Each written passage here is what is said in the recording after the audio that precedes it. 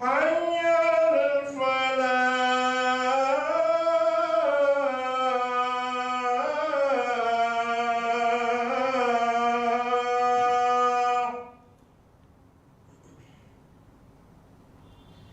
الله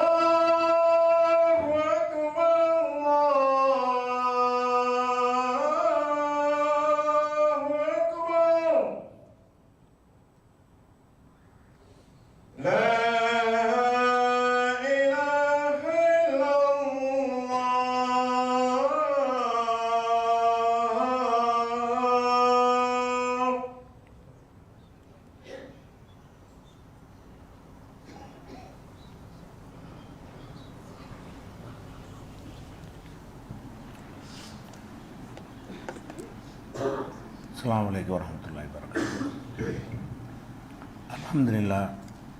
அல்ஹம்துலில்லாஹி நஹ்மதுஹு வ நஸ்தஈனுஹு வ நஸ்தக்ஃபிருஹு வ நஊது பில்லாஹி மின் ஷுரூரி அன்ஃபுஸினா வ மின் ஸய்யிஆத்தி அமாலினா மை யஹ்திஹில்லாஹு ஃபலா முதில்ல லஹு வ மை யுضللஹு ஃபலா ஹாதிய லஹு வ அஷ்ஹது அன் லா இலாஹா இல்லல்லாஹு வஹ்தஹு லா ஷரீக லஹு வ அஷ்ஹது அன்ன முஹம்மதன் அப்துஹு வ ரசூலுஹு அம்மா பஅத்.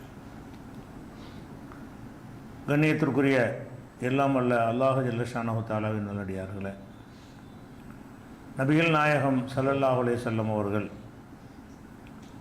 மக்களோடு மக்களாக எப்படி பழகினார்கள், மக்களுடைய உரிமைகளை எப்படி மதித்தார்கள் என்ற விவரங்களை கடந்த சில வாரங்களாக தொடர்ச்சியாக நம்ம பார்த்து வருகிறோம்.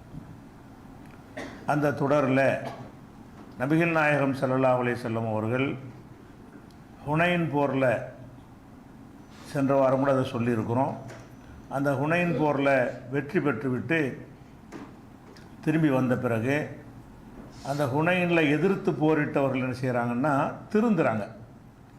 போரில் தோற்ற பிறகு திருந்தி ரசூலாட்ட வந்து நாங்கள் இஸ்லாத்தை ஏற்றுக்கொள்கிறோம், எங்களிடமிருந்து எடுக்கப்பட்ட பொருள்களையும் போர்க்களத்தில் வந்து ஜெயித்தாங்கன்னா பொருள்லாம் எடுத்துக்கிடுவாங்க, கைதிகள்லாம் பிடிச்சிட்டு வந்துடுவாங்க, அது ரெண்டையும் எங்கள்கிட்ட திருப்பி தந்துடுங்க, எங்களுடைய கைதிகளை எல்லாம் எங்கள்கிட்ட திருப்பி தந்து விடுங்கள், எங்களிடமிருந்து கைப்பற்றப்பட்ட அந்த கனிமத்து பொருட்களையும் எங்களிடத்தில் தந்து விடுங்கள் என்று அவங்க ஒரு கோரிக்கையை வைத்து வருகிறார்கள். இஸ்லாத்தை ஏற்றுக்கொண்டு வர்றாங்க. ஆனால் ஏற்கனவே அந்த கனிமத்து பொருளை எடுத்து பங்கு வச்சு கொடுத்தாச்சு. ரசூல் ஸல்லல்லாஹு அலைஹி வஸல்லம் அவர்கள் போர் முடிஞ்ச பிறகு அவங்கள்ட்ட கைப்பற்றப்பட்ட பொருள்களை வந்து மக்களுக்கு பிரித்து கொடுத்துட்டாங்க, கனிமத்தையும் கொடுத்துட்டாங்க, கைதிகளையும் அடிமைகளாக என்ன செய்வாங்க அவங்களும் பிரித்து கொடுத்துட்டாங்க. கொடுத்த பிறகு அவங்க என்ன செய்கிறாங்க, நான் இஸ்லாத்துக்கு வந்துடுறோம், எங்களுக்கு திருப்பி தந்து விடுங்கள் என்று கேட்கிறார்கள். ரசூல் ஸல்லல்லாஹு அலைஹி வஸல்லம் அவர்கள் இதை என்ன மாதிரி டீல் பண்ணுறாங்கன்னு கேட்டால் பல விஷயங்களையும் கவனிக்கிறாங்க. இதை உடனே நீங்கள் கொடுத்துருங்கன்னு சொன்னால் ஏற்கனவே அதை வாங்கினவங்களுக்கு என்ன இருக்குது, சங்கடம் ஏற்படும். நமக்கு இந்த பொருள் கிடைத்து விட்டது என்று சொன்ன பிறகு ஒருத்தர் கொடுக்காமல் இருந்தால் கூட சும்மா இருப்பார். இதை நீங்கள் வச்சுக்கிறங்கன்னு கொடுத்துட்டு இல்லை ஒரு தேவைக்கு தாங்கன்னு கேட்டிங்கன்னா அவரால் ஏற்றுக்கொள்ள முடியாது. அப்போ அந்த பொருள்களை எல்லாம் அந்த மக்களுக்கு பிரித்து கொடுத்தாச்சு, அடிமைகளையும் பங்கிட்டு கொடுத்தாச்சு. அதை திருப்பி கொடுங்க என்று சொல்ல முடியாது, சொன்னால் அவங்கள பாதிக்கும். அப்போ ரசூல் ஸல்லல்லாஹு அலைஹி வஸல்லம் என்ன செய்கிறாங்கன்னா மக்களையெல்லாம் கூட்டி வச்சு அவங்களுக்கு ஒரு போதனை மாதிரி செய்கிறாங்க. என்ன செய்கிறாங்க, முதல்ல இவங்களுக்கு சொல்கிறாங்க, உங்களுக்கு ரெண்டையும் தர முடியாது, கைதிகளையும் தாங்க பொருள்களையும் தாங்கன்னு கேட்குறீங்கல்ல, இரண்டில் ஒன்று வாங்கிக்கிறங்க. கைதிகளை உங்களுக்கு திருப்பி தரணுமாக இருந்தால் அதை மட்டும் கேளுங்க, பொருளாதாரத்தை தர்றதா இருந்தால் அதை மட்டும் கேளுங்க என்று அந்த மக்கள்கிட்ட சொல்கிறாங்க. அவங்க ஆலோசனை பண்ணிட்டு வந்து பொருளாதாரத்தை கொண்டா கனிமத்து பொருளை நீங்கள் எடுத்துக்கிறங்க, கைதிகளை திருப்பி தந்துடுங்க, எங்களிடமிருந்து யாரெல்லாம் பிடிச்சிங்கள கைதிகளாக அவங்களும் எங்கள்கிட்ட தந்துருங்கன்னு ஒரு கோரிக்கையை வைக்கிறாங்க. அப்போ ரசூல் ஸல்லல்லாஹு அலைஹி வஸல்லம் செய்கிறாங்கன்னா சஹாபாக்கள் எல்லாம் ஒன்று திரட்டி அவங்கள்ட்ட அந்த மக்கள்கிட்ட பேசுகிறாங்க. எப்படி பேசுகிறாங்கன்னு கேட்டால், இன்ன இஹ்வானக்கும் ஹாவுலாய், உங்களுடைய இந்த சகோதரர்கள் இஸ்லாத்துக்கு வந்துட்டாங்கல்ல சகோதரர்கள், ஜாவுனா தாயிபீன, அவங்க வந்து தௌபா செய்து திருந்தியவர்களாக நம்மிடத்தில் வந்திருக்கிறார்கள். இன்னி ராய்த்து அன் அருத்த இலையும் சபியம், அவங்களுடைய கைதிகளை கொடுத்து விட வேண்டும் என்று நான் விரும்புகிறேன், அவங்களிடமிருந்து பிடித்த கைதிகளை நம்ம கொடுத்துருவோம் என்று நான் விரும்புகிறேன். ஆனால் இதை நான் கட்டாயப்படுத்தி நான் செய்ய விரும்பலை, மனப்பூர்வமாக நீங்கள் திருப்பி தர்றீங்களா அந்த சஹாபாக்கிட்ட கேட்குறாங்க. உங்களில் யாரெல்லாம் மனப்பூர்வமாக திருப்பி தர நினைக்கிறீங்களோ அவங்க தந்துருங்க, கைதிகளை திருப்பி கொடுத்துருவோம். ஒவ்வொரு ஆள்கிட்ட ஒரு கைதி இருக்கும், அடிமையாக வச்சுக்கிறீங்கன்னு கொடுத்துருப்பாங்க. யார் கைதிகளை பெற்றாங்களோ அவங்க என்ன செய்யணும், மனப்பூர்வமாக இல்லை என்ன வேணாம் கொடுத்துருங்க என்று தரணும். அப்படி மனப்பூர்வமாக தர முடியலை என்று சொன்னால் ஒரு கடன் மாதிரி நீங்கள் இப்போ கொடுத்துருங்க, அடுத்த முறை ஒரு யுத்தம் நடந்து அதில் ஏதாவது கிடைக்கும் பொழுது உங்களுக்கு இது முன்னுரிமை அடிப்படையில் உங்களுக்கு அதை தருவோம். 2 அடிப்படையில் நீங்கள் எந்த மாதிரி ஏற்றுக்கிறீங்கன்னு கேட்குறாங்க. அப்போ எல்லோரும் கோரஸாக என்ன செய்கிறாங்கன்னு கேட்டால் நாங்கள் மனப்பூர்வமாக விட்டு தந்துடுறோம், அந்த கைதிகள்லேருந்து எங்களுக்கு அது பிரதிபலன் நீங்கள் தர வேணாம், அந்த கைதிகளை அப்படி நீங்கள் கொடுத்துருங்க என்று அந்த எல்லாருமே தையப்னா யாரை சொல்லலாம், அல்லாஹ்வுடைய தூதரை நாங்கள் மனப்பூர்வமாக அதை விட்டு கொடுத்துட்றோம் அப்படின்னு சொல்கிறாங்க. மனப்பூர்வமாக விட்டு கொடுத்தோம் என்று சொன்ன உடனே இதை ரசூல் ஸல்லல்லாஹு அலைஹி செய்கிறாங்கன்னா ஒரு உளவியல் ரீதியாக இதை பார்க்குறாங்க. ஒரு கூட்டத்தில் வச்சு கேட்கும்போது என்ன செய்வாங்கன்னு கேட்டால், கூட்டத்தில்னு சொல்கிறது ஒரு கருத்து ஒன்று இருக்குது, தனியாக வேறு கருத்து இருக்கும். கூட்டத்தில் கோரஸாக என்ன செய்வாங்க, நான் தர்றோன்றுவாங்க. தனித்தனியாக கேட்டோம்னா அது விரும்ப மாட்டாங்க. பொருள்கள் தர நினச்சவங்க கூட எல்லோரும் சேர்ந்து ஆமாண்டோட ஆமான்றது, எல்லோரும் தக்பீர் போட்டால் தக்பீர் போட்டு விட்டுறது. அந்த மாதிரியாக இது இருக்குமோன்னு நினைத்து கொண்டு ரசூல் என்ன செய்கிறாங்கன்னா, இப்படி சொல்ல வேணாம், நீங்கள் போய் தனித்தனியாக ஆலோசனை பண்ணிவிட்டு அது எப்படி கொடுக்குறாங்கன்னு கேட்டால் ஒரு மனப்பூர்வமாக தந்தால் தான் வாங்கணும். மக்களை எப்படி இப்போ அந்த உணர்வுகளை மதிக்கிறாங்கன்னு கேட்டால், நமக்கு சொன்னதுக்காக வேண்டி ஒரு சபையில் வச்சு ஒரு கேவலமாக இருக்கக்கூடாதுங்கிறதுக்காக வேண்டி அல்ல சபையில் உள்ள பெருமைக்காக வேண்டி ஒத்துக்கிறக்கூடாது. நீங்கள் உங்களுக்கு கைதிகள்ங்கிறது ஒவ்வொரு கைதியும் லட்சக்கணக்கான மதிப்பு உள்ளது. அந்த அன்னைக்கு உள்ள அடிமை சந்தை கணக்கு பிறகு பார்த்தீங்கன்னா அவ்வளோ மதிப்புமிக்க ஒன்றை வந்து விட்டு தர்றதா இருந்தால் மனப்பூர்வமாக விட்டு தர முடியாது. அப்போ நீங்கள் மனப்பூர்வமாக தரையிலா இல்லையா என்பதை வந்து நான் உறுதி செய்யணும். அதனால் நீங்கள் இப்போ சொன்னதை வச்சு நீங்கள் திருப்பி தர வேண்டாம், நீங்கள் போய் தனி ஆலோசனை பண்ணிவிட்டு உங்களுடைய தலைவர்கள் இருப்பாங்கள்ல அவங்கள்ட்ட யார் யாரெல்லாம் மனப்பூர்வமாக விட்டு தர்றீங்களோ அவங்க மட்டும் என்ன செய்யுங்க சொல்லுங்கள். தனியாக சொல்கிறாந்தா கொடுக்காமல் இருந்துடலாம், கருத்து சொல்லாமல் கூட இருந்துருவாங்க. யார் கருத்து சொல்லலையோ அவங்க பொருளை திருப்பி வாங்க மாட்டாங்க. இப்படி என்ன செய்கிறாங்க ரசூல் ஸல்லல்லாஹு அலைஹி வஸல்லம் அந்த ஆலோசனை சொல்கிறாங்க. பிறகு என்ன செய்கிறாங்கன்னா அந்த தலைவர்கள்லாம் போயிட்டு வந்து அல்லாஹ்வுடைய தூதரை ஒவ்வொருத்தரும் தனித்தனியாக இதை சொல்லிட்டாங்க, சபையில் கூட்டத்துக்கு அவங்க சொல்லலை, மனப்பூர்வமாகவே அவங்க இஸ்லாத்துக்கு வந்துட்டேங்கிறாங்க, கைதிகளை வச்சு நம்ம திருப்பி கொடுத்துருவோம் கோரிக்கை வைக்கிறாங்க, நீங்களும் விரும்புகிறீங்க அல்லாஹ்வுடைய ரசூலும் என்று சொல்லி இந்த விஷயத்தை சொன்னவுடனே அந்த கைதிகளை திருப்பப்படுத்திடுறாங்க. இது சம்பவம். அப்போ இந்த போர்க்களத்தில் இந்த கைதிகளாக பிடிக்கப்பட்டவர்களை மக்களுக்கு பிரித்து கொடுத்த பிறகு அந்த மக்களே திரும்பி வந்துட்டாங்கன்னா அதை எப்படி டீல் பண்ணுறது, அவங்களுக்கு கோரிக்கை நம்ம ஏற்ற ஆகணும். திரும்பி வந்துட்டாங்கல்ல, அப்போ திருப்பி கொடுத்தோம்னு சொன்னால் இவங்களும் அது போருக்காக உழைச்சிருக்கிறாங்க, உயிர் தியாகம் பண்ணவங்க இருப்பாங்க, வெட்டுக்காயம் பட்டிருப்பாங்க, பல துன்பங்களுக்கு பிறகு அந்த போரில் கலந்ததுக்காக வேண்டி அந்த வெற்றி பொருள்கள் வந்து அவங்களுக்கு பங்கிட்டு கொடுக்கப்பட்டிருக்கு. அதை திருப்பி கொடுங்கன்னு கேட்குறது சரியானதாக தெரியலை. அப்போ எப்படி இது செஞ்சால் சரியாக வரும் என்று கேட்டால், ஒரு சட்டம் போட்டு செஞ்சால் இது சரியாக வராது. அவங்கள வந்து மனசை வென்றெடுத்து மனப்பூர்வமாக அவங்க நம்ம சகோதரர்கள் தான், நம்ம தானே செய்யணும், நம்ம செய்யாட்டி யார் செய்ய போகிறா என்று அவங்கள வென்றெடுத்து அவங்களுக்கு அவகாசம் கொடுத்து நீங்கள் தனியாக ஆலோசனை பண்ணிட்டு வந்து சொல்லுங்கள் என்கிற அளவுக்கு இந்த உரிமையை ரசூல் ஸல்லல்லாஹு அலைஹி வஸல்லம் கொடுக்குறாங்க.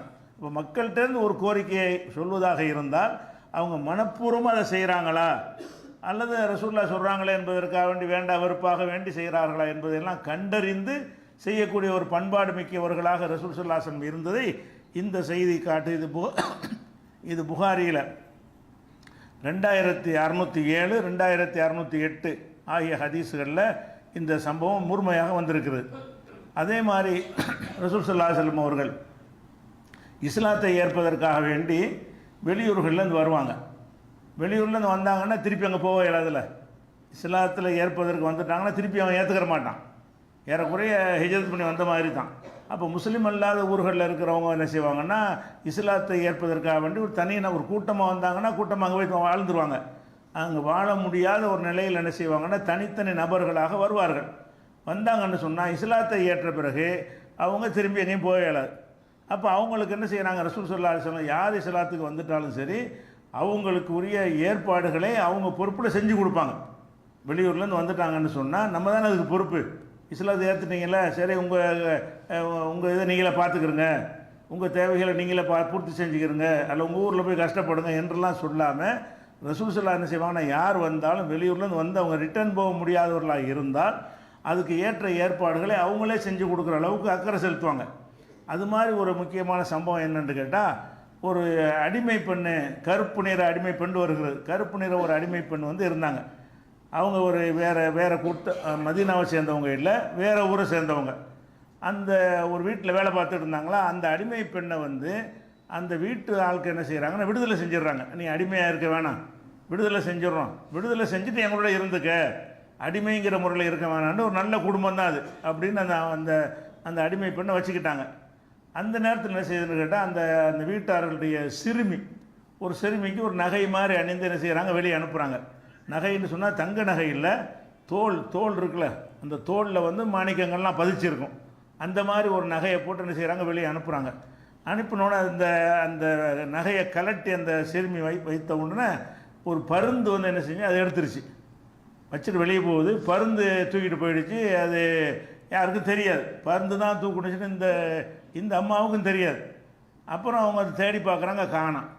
கடைசியில் என்ன செய்கிறாங்க, இந்த பெண்ணு தான் களவாண்டுருச்சுன்னு நினச்சி யாரும் அந்த அடிமையெல்லாம் விடுதலை செஞ்சு வீட்டில் ஒரு ஆளை வச்சாங்களோ அவங்களுக்கு என்ன செய்ய சந்தேகம் வருது. வேறு வழி இல்லைல்ல, சிறுமி போட்டிருந்துச்சு, அதை கொண்டு வந்ததை காணோம். இவங்க மட்டும்தான் அங்கே இருக்கிறாங்க. அப்போ அந்த பொருளை எடுத்தது யாராக தான் இருக்கேன், இந்த அம்மாவை தான் இருக்கும் என்று சொல்லி இந்த அம்மாவை நிர்வாணப்படுத்தி பல வகையாக ஒரு கஷ்டப்படுத்தி சோதிக்கிறாங்க. சோதிச்சா ஒன்றுமே இல்லை, இருந்தால் எடுத்ததுன்னு கூட இருக்க போது அவங்கள சோதனை பண்ணி பார்க்கும்போது அவங்கள்ட்ட அது இல்லை.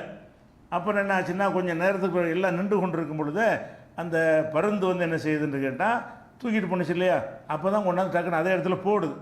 அது இறைச்சி மாதிரி இருக்க தூக்கிட்டு போச்சு. அந்த கலர் தோலில் செஞ்ச ஒரு நகையினால் இறைச்சி துண்டுன்னு சொல்லி தூக்கிட்டு போயிடுச்சு. அப்புறம் என்ன செய்யுது, அந்த பருந்தே கொண்டு வந்து அங்கே வந்து போடுது. போட்டவொன்னு என்ன செய்கிறாங்க, இந்த அம்மா நீ சொன்ன சந்தேகப்பட்டியல்ல, இந்த வந்து இதான் இது பருந்து தான் தூக்கிட்டு போயிருக்கு, நான் எடுக்கலை, என்னுடைய கலங்கத்தை எல்லாம் வந்து நீக்கி விட்டான் அப்படின்னு சொல்லி அந்த அம்மா என்ன செய்கிறாங்கன்னா, இனிமேல் வந்து நான் வந்து இங்கே இருக்க நான் விரும்பலை அப்படின்னு சொல்லி நான் இஸ்லாத்தை ஏற்றுக்கிற போகிறேன்னு என்ன செய்கிறாங்க, மதீனாவை பொருட்டு வந்துடுறாங்க. இந்த இவ்வளோ கொடுமைப்படுத்தினதுனால, திருட்டு பட்டம் சுமத்துனதுனால அந்த பழி நீங்கின பிறகு பெரிய அல்லாஹ் செஞ்ச ஒரு அருள் தான். அந்த பருந்து வந்து போட்டிருக்காட்டி என்ன செய்வாங்க, அவங்க மேலே தான் அந்த பழியை சுமத்திருப்பாங்க. அப்போ அந்த அம்மா வந்தவுடனே என்ன செய்கிறாங்க, ரசூல் ஸல்லல்லாஹு அலைஹி வஸல்லம் அவங்க மஸ்ஜித் நபவியிலே வெளியிருந்து வந்துட்டாங்க, இஸ்லாத்தை ஏற்று வந்துட்டாங்க. அவங்களுக்கு யாருமே இல்லை, சொந்த பந்தம் கிடையாது, திரும்பி போகவும் முடியாது, வேறு அடிமையாக வேறு இருக்கிறாங்க, எந்த ஊருடைய பூர்வீகம்னு தெரியல.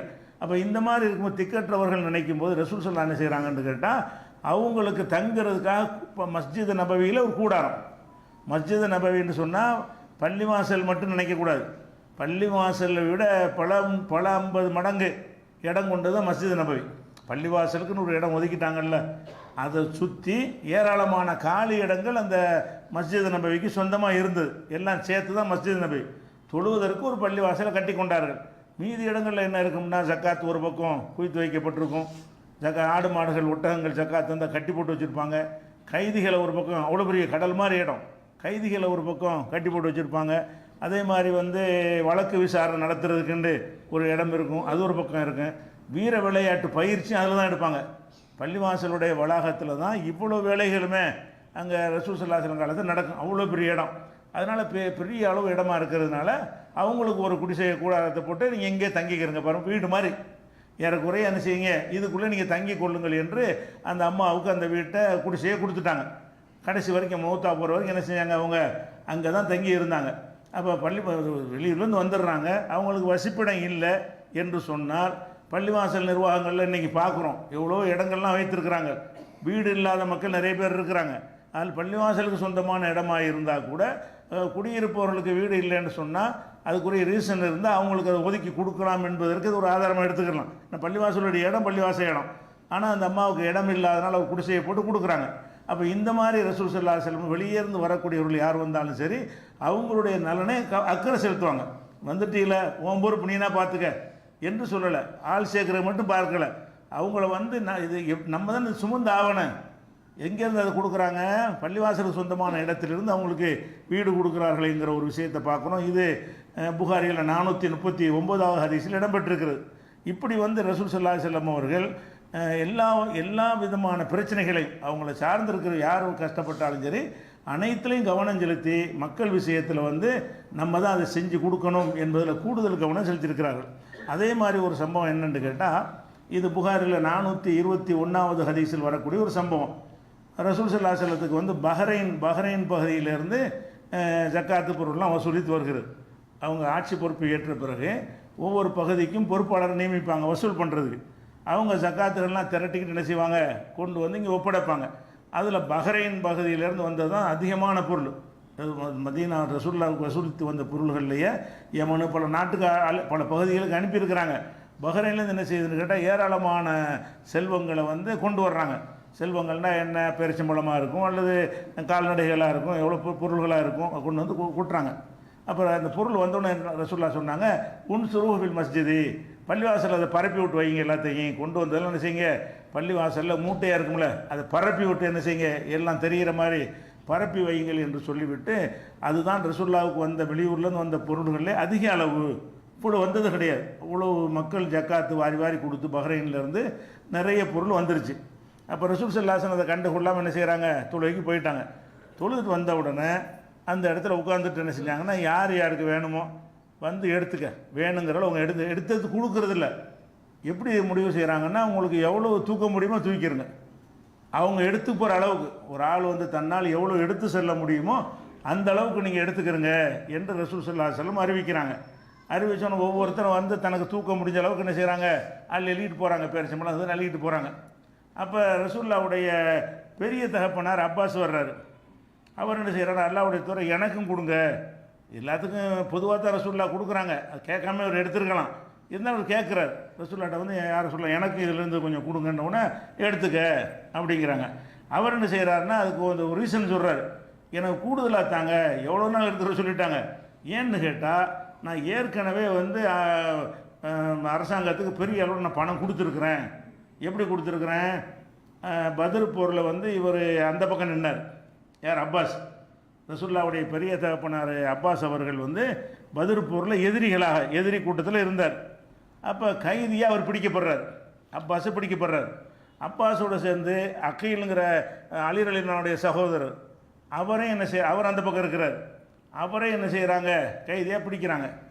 கைதியாக பிடிச்ச உடனே யாரெல்லாம் வந்து விடுதலை பெற விரும்புகிறீங்களோ நீங்கள் உரிய இழப்பீடு கொடுத்துட்டு விடுதலை ஆகிக்கொள்ளலாம். ரசூலுல்லாஹ் என்ன முடிவு எடுக்கிறாங்கன்னா, அந்த கைதிகளை பங்கு வச்சு கொடுக்காம இந்த கைதிகளை உங்கள் ஊருக்காரங்க வாங்கிட்டு போகட்டும், ஆனால் சும்மா தரமாட்டோம். ஒவ்வொரு கைதிக்கும் என்ன செய்யணும், உரிய அந்த இழப்பீடு தொகை, ஈட்டு தொகைன்னு வச்சுருப்பாங்க. அந்த தொகையை கொடுத்து விட்டு நீங்கள் மீட்டு செல்லலாம்னு அறிவிக்கிறாங்க. அதில் அப்பாஸ் ஒரு கைதியாக இருக்கிறாரு. ரசூலுல்லாஹ்வுடைய தம்பி அக்கீலுங்கிறவர், அபு தாலிபுடைய மகன் இருக்கிறார். அவரும் என்ன செய்கிறாரு, அவரும் ஒரு ஆளாக இருக்கிறார். அவங்களாம் எதிரணியில் இருக்கிறாங்க தோற்று போனதுனால. அப்போ அந்த மாதிரி ரசூலுல்லாஹ் சொன்ன உடனே அப்பாஸ் என்ன செய்கிறாங்கன்னு கேட்டால், தனக்கும் அந்த அக்கீலுக்கும் சேர்த்து அவர் பெரிய தொகையை கொடுக்குறாரு. ஏன்னா எனக்கு ஒரு தொகையை தர்றேன், என்னுடைய அக்கீல் என்பதற்கு அக்கீல்னா அன்னமகன், அவருக்கு அன்னமகன் வரும், அவருக்கும் சேர்த்து உள்ள ஈட்டு தொகையை நான் தர்றேன்னு சொல்லி பெரிய அந்த தொகையை கொடுத்தாரு. அது விடுதலை செய்வதற்காக கொடுத்த ஒரு விஷயம். அதை சொல்லி காட்டுறாரு. ஏற்கனவே காசு நிறைய வச்சுருந்தேன், விடுதலை ஆவதற்காக நிறைய காசை கொடுத்துவிட்டேன் எதிரி கூட்டத்தில் இருக்கும் பொழுது, அதனால நான் நிறைய எடுத்துக்கிற போகிறேன் அப்படின்ட்டு அதுக்காக சொல்லி காட்டுறாரு. இந்த பொருளை கேட்குறதுக்கு, நான் வந்து உஹது போரில் பத்ர் போரில் கைதியாக பிடிக்கப்பட்ட பொழுது இழப்பு தொகை என்கிட்டலாம் கேட்டீங்க, நான் எனக்கு உள்ளதையும் கொடுத்தேன், அக்கீல் என்பவருக்குள்ளது கொடுத்தேன், அதனால என்னுடைய செல்வம் ரொம்ப கரைஞ்சி போச்சு. அது சொல்கிறார், நிறைய நான் கொடுத்துருக்குறேன், அதனால எனக்கு அதிகமாக தாங்கங்கிறார். அப்போ கூட சில சஹாபாக்கள் என்ன செய்வாங்க, அல்லாஹ்வுடைய தூதரை உங்கள் பெரியாப்பாவாக இருக்கிறாரு, அவரை மட்டும் இழப்பீடு இல்லாமல் விட்டுருவோமே. சஹாபாக்களை வந்து என்ன செய்வாங்க, ரசூலுல்லாஹ்ட்ட வந்து சொல்லுவாங்க, அவருக்கு இழப்பீடு இல்லாமல் அவர் விட்டுருவோம், அனுப்பிடுவோமே, உங்களுக்கு பெரிய தந்தையாக இருக்கிறாருன்னு வந்து சொல்லும் பொழுது ஒரு திருகத்தை கூட விட்டு கொடுக்காதீங்கன்ட்டாங்க. அதெல்லாம் கிடையாது. சட்டத்தில் முன்னாடி எல்லாரும் எப்படி இழப்பீடு கொடுத்து போகிறாங்களோ அப்படி தான் அப்பாஸும் கொடுக்கணும். அப்பாஸி பெரிய தந்தை என்பதற்காக வேண்டி ஒரு திருகம் அளவுக்கு கூட என்ன செய்யாதீங்க, விட்டு கொடுக்காதீங்க, அவர்கிட்ட இழப்பீடு வாங்குங்கன்ட்டாங்க. அதை சொல்லி காட்டுறாரு. சொல்லி காட்டின உடனே அப்போ அள்ளிக்கிட்டு எவ்வளோ நாள் அள்ளிக்கப்பான்னு சொல்லிடுறாங்க. அவர் என்ன செய்கிறாருன்னா, தூக்குற அளவுக்கு தானே எடுக்கணும். அவர் தன்னுடைய ஆடையில் எடுத்து பயங்கர எக்கச்சக்கமாக அதை சேர்க்குறார் பொருள்களை. அவருக்கு தூக்க முடியலை. தூக்கி தோல்லதுக்கு வைக்கணும்ல, தோல்லதுக்கு வச்சா தான் கொண்டுட்டு போக முடியும். தோல்லதுக்கு வைக்கிறதுக்கு முயற்சி பண்ணுறாரு, அவருக்கு தூக்க முடியலை. அப்போ ரசூலுல்லாஹ் என்ன ரசூலுல்லாஹ் சொல்கிறார், அல்லாஹ்வுடைய தூதரை யாராவது ஒரு ஆளை விட்டு என் தலையில் தோல்லதுக்கு வைக்க சொல்லுங்கள் அப்படிங்கிறார்.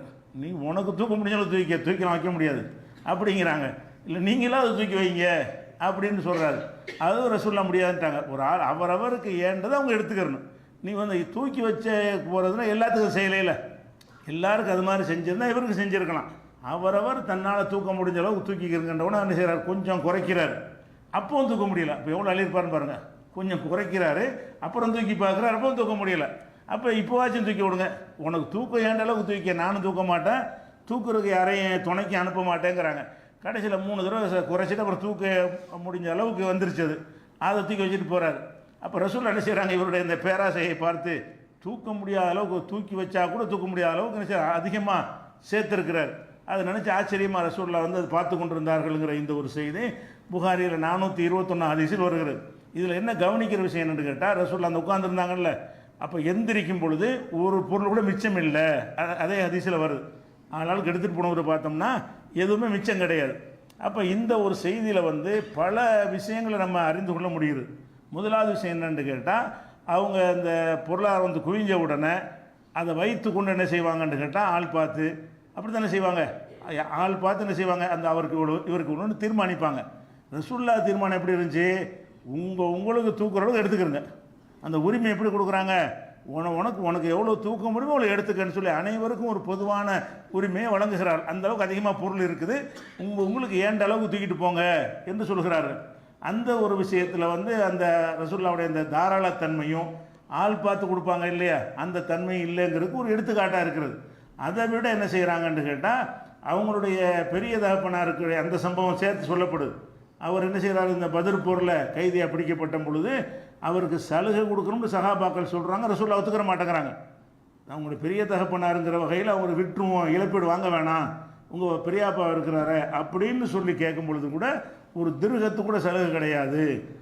சட்டம்னா எல்லாத்துக்கும் பொதுவுதான்னு சொல்லி அதை ரசூல்லா என்ன செய்கிறாங்க, நிலைநாட்டுற ஒரு காட்சியை பார்க்குறோம். அதுக்கப்புறம் ஒரு தோளில் தூக்கி வைக்கிறது ஒரு சின்ன விஷயந்தான், சின்ன ஒரு உதவி தான். ஆனாலும் அடுத்தவரோட கூடி போயிடுது. அவரவர் தூக்கிட்டு போனவங்க கொஞ்சமாக தூக்கிட்டு போயிருப்பாங்க, தூக்கி வச்சோம்னா கொஞ்சம் அதிகமாக வந்துடும். அப்போ உனக்கு மட்டும் நான் தோளில் தூக்கி வச்சேன்னு சொன்னால் மற்றவர்களை விட நீ அதிகமாக எடுக்கிற மாதிரி வந்துடும் என்று சொல்லி அதையும் ரசூல்லா என்ன செய்கிறாங்க, சமநிலையை காட்டுறாங்க. அந்த சொந்தம் என்பதற்காக வேண்டி, உறவினர் என்பதற்காக வேண்டி எந்த ஒரு கூடுதல் சலுகையும் கொடுக்கல. கடைசி என்னன்னு கேட்டால், ரசூல்லா எந்திரிக்கும் போது அந்த இடத்துல ஒரு பொருளுமே இல்லை, எதுவுமே மிச்சமாக இல்லை.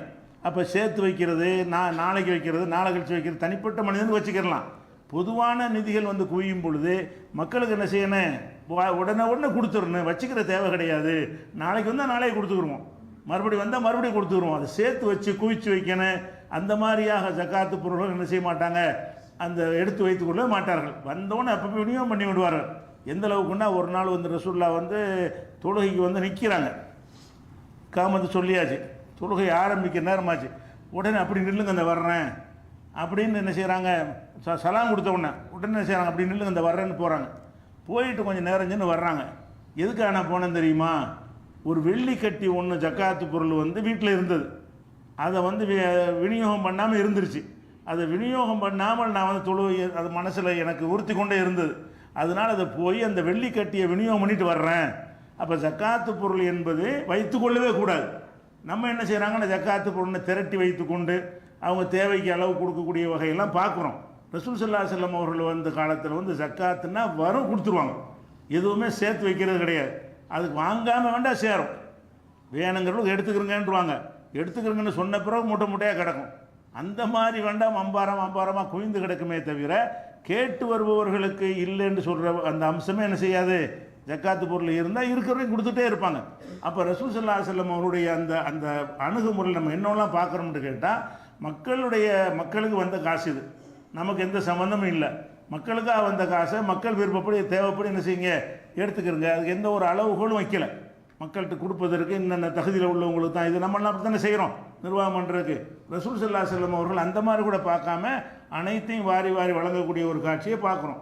அதே மாதிரி வந்து இன்னொரு சம்பவம் என்னென்னு கேட்டால், ரசூல் ஸல்லல்லாஹு அலைஹி வஸல்லம் அவர்கள் என்ன செய்கிறாங்கன்னா, ஒரு தீர்ப்பளிக்கிறாங்க.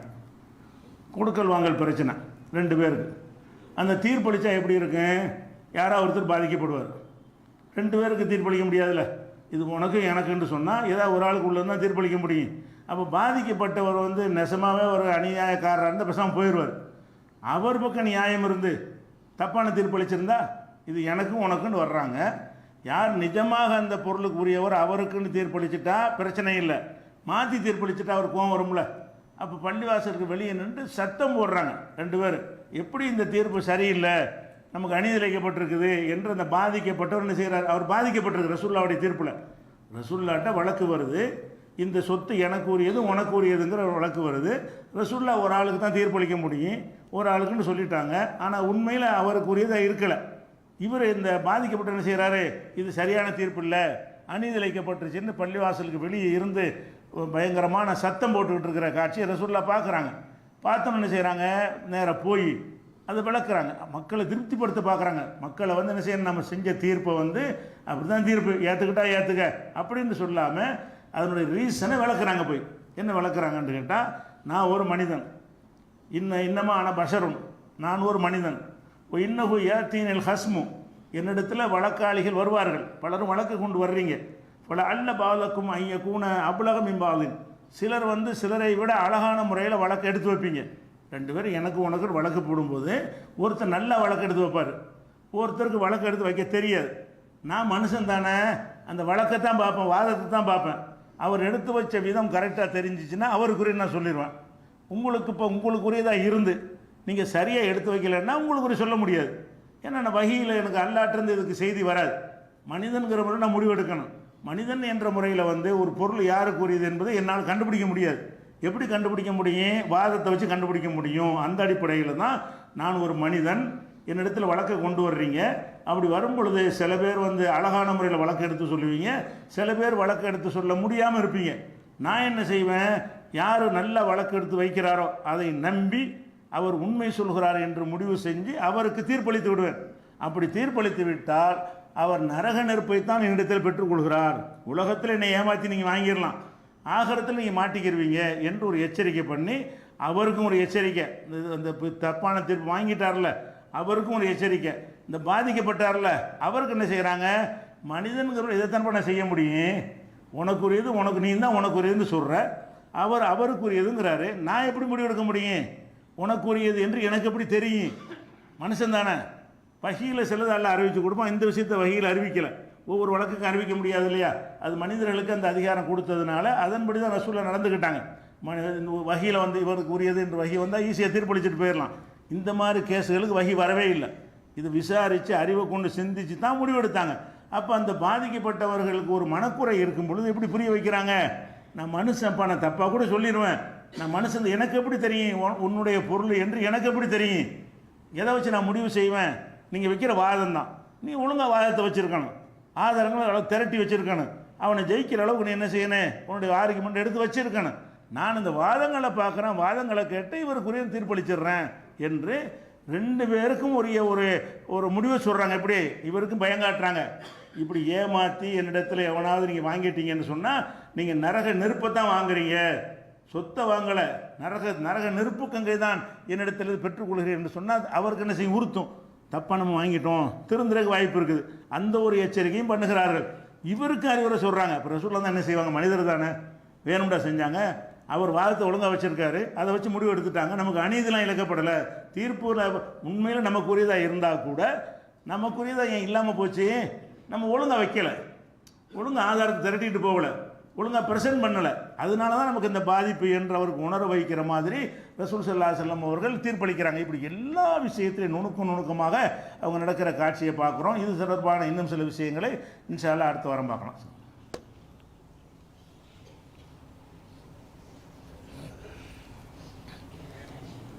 அன்பிற்குரிய சகோதரர்களே, கடந்த 2 நாட்களுக்கு முன்னால் தமிழ்நாட்டில் உள்ள முக்கியமான ஒரு இயக்கத்தினுடைய அலுவலகங்களில், கேரளாவில், இன்னும் இந்தியாவில் உள்ள 13 மாநிலங்களில் ஒரு ரைடு என்கிற பெயரில் சோதனை நடத்தி அதில் உள்ள தலைவர்களை எல்லாம் மத்திய அரசாங்கத்துடைய என்ஐஏங்கிற அந்த சிறப்பு பிரிவு கைது செய்து வைத்திருக்கிற ஒரு சம்பவத்தை நீங்கள் அறிந்திருப்பீர்கள். இதிலேருந்து நம்ம ஒரு விஷயத்தை நீங்கள் புரிந்து கொள்ளணும்.